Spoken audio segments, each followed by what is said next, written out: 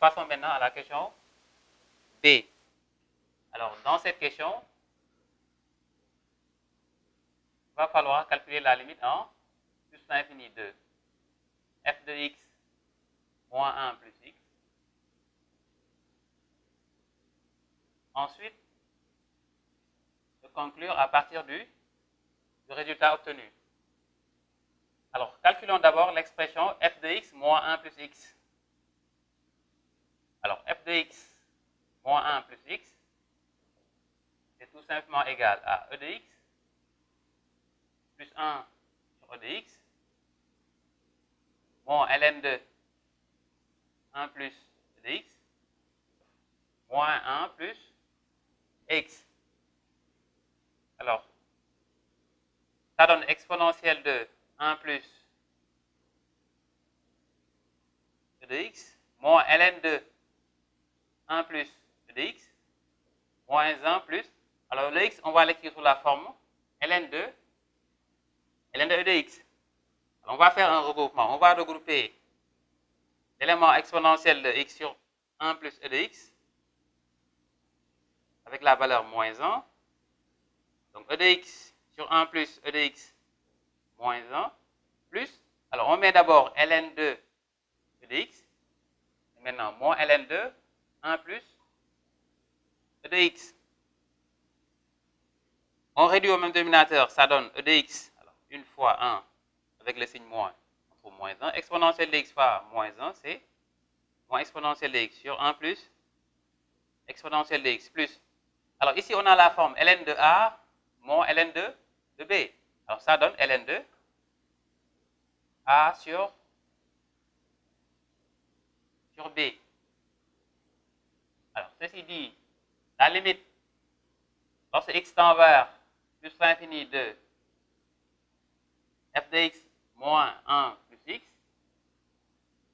c'est tout simplement égal à la limite lorsque x tend vers plus l'infini de, alors là on simplifie et on trouve moins 1 sur 1 plus de x plus ln de e de x sur 1 plus e de x. Alors ce sera la limite de la somme.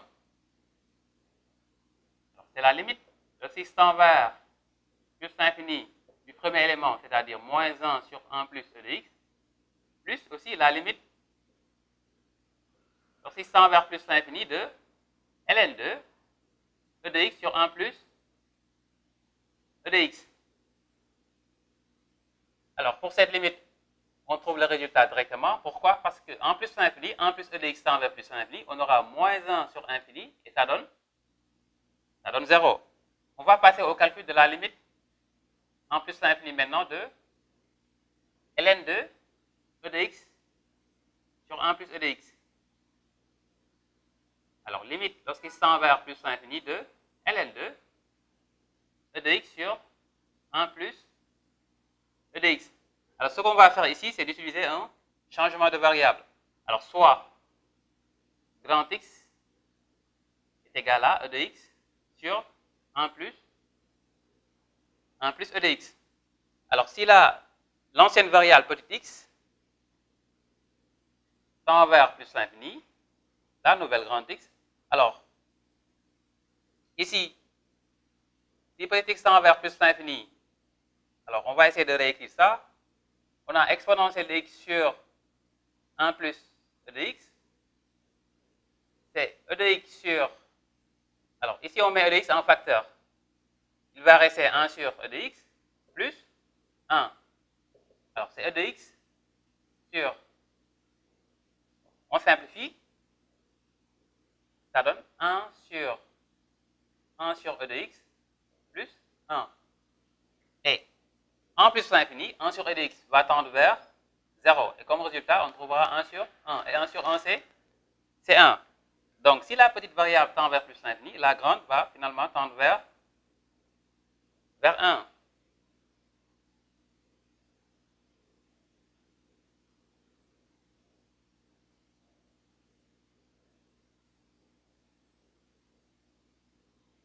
Alors, cela nous permet de réécrire la limite. C'est-à-dire que la limite en plus infini de ln de e de x sur 1 plus e de x, c'est aussi égal à la limite lorsque grand X tend vers 1 de ln de. Alors, l'expression e de x sur 1 plus e de x est tout simplement égal à grand X. Alors, x tend vers 1 de ln de grand X, c'est ln de 1. ln de 1, c'est 0. Alors, finalement, le résultat de la limite x tend vers plus infini de f de x moins 1 plus x, c'est tout simplement égal à, pour le premier élément, on avait trouvé 0, plus, le second également, on a trouvé 0. Donc la somme 0 plus 0, ça donne 0.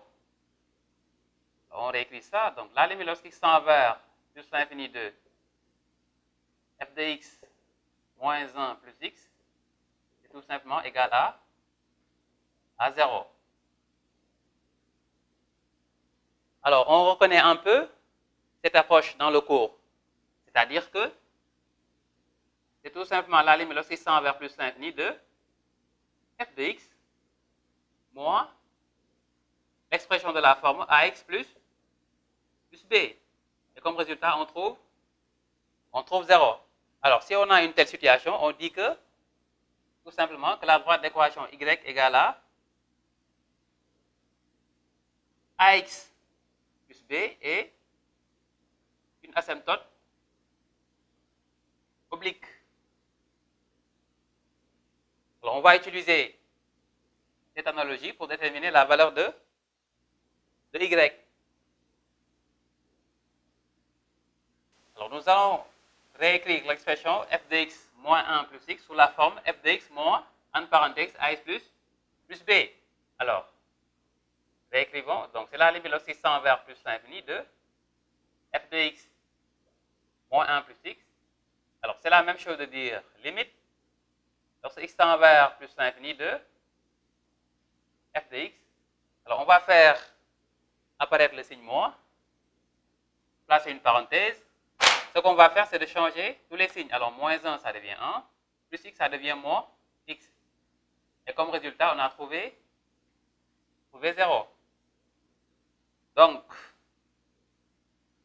comme conclusion, on dira que l'équation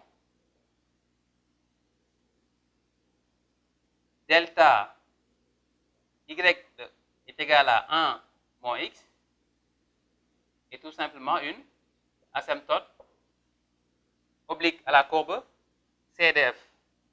Alors, CDF, c'est la courbe représentative de la fonction f